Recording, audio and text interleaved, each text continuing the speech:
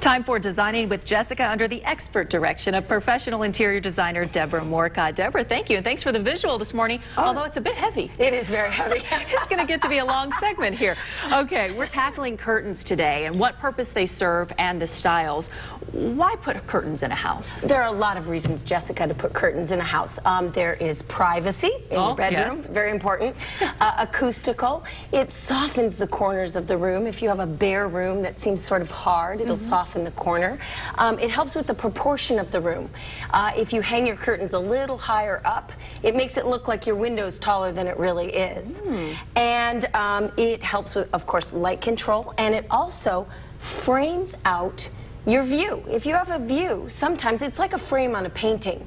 And if you hang the curtains on each side, it directs your gaze into the view. Makes sense. Totally makes sense. Well, there are different types of pleats.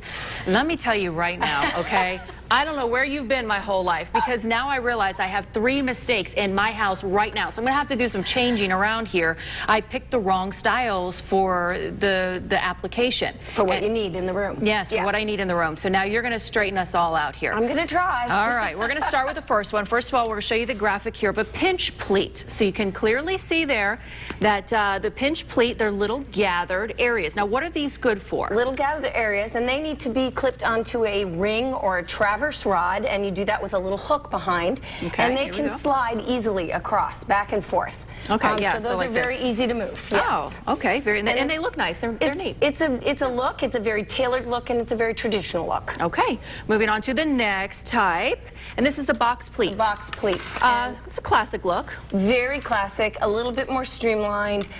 Very beautiful. There's an inverted box pleat, and there's a regular box pleat.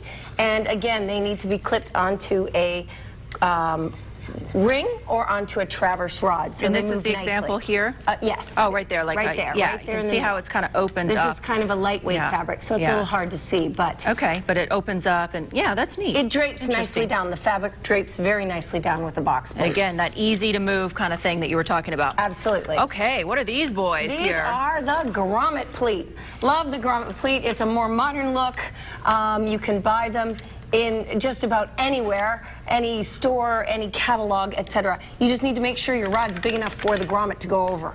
Ah, okay, and then you wouldn't want a real skinny rod, would you? No, that would look silly too. That would look silly, okay. So it's got to be the right size rod for the grommet. I have the right size rod and grommet, but I've got them in an area in my house where they're stationary. So That's okay. It's a look. I mean, it's a pretty look. Yeah. So, but they are easy to open and close. Maybe I'll leave them then. All right, the last one that you say is easy to slide, and that would be this little guy here, and it's the cartridge pleat. It's a funny little pleat. It's a little round pleat that's stuffed inside, and if you make it bigger, it's called a goblet pleat. It's kind of hard to see, but it is a more formal, tailored look. Let me show right here. Like, you can actually pinch. There's stuffing inside there. It looks like a little cartridge. Look, I'm going to cheat. You see the stuffing, you guys? Pull it out. Oh, yeah. Yeah, and shove it back in there. That's interesting. Now, this one would be, this is, it's more work, right? It's a lot more work. Yeah, maybe more expensive type of a curtain. Probably. You'd need to have those made by a good seamstress. Yeah. Not for me.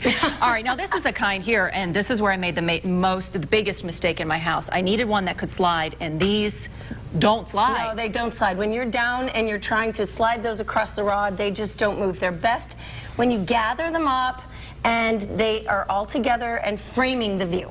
These ones. All right, and last but not least, real quickly here, the tab top. The tab top. And these slide a little bit better, but they're kind of loose and casual, this type of look. And it would kind of drive you crazy that they're not spaced evenly if you were moving them all the time. Yes, yeah, they're hard to move. They sometimes get stuck. Tab top. Okay, thank you so much. We'll put all this on the website, thecoastalsource.com, under the Designing with Jessica tab, so that when you go to shop for curtains, you'll be set straight. Thank you, Deborah. Good to see you this morning. Good to see you too. We'll see you next time. Jonathan?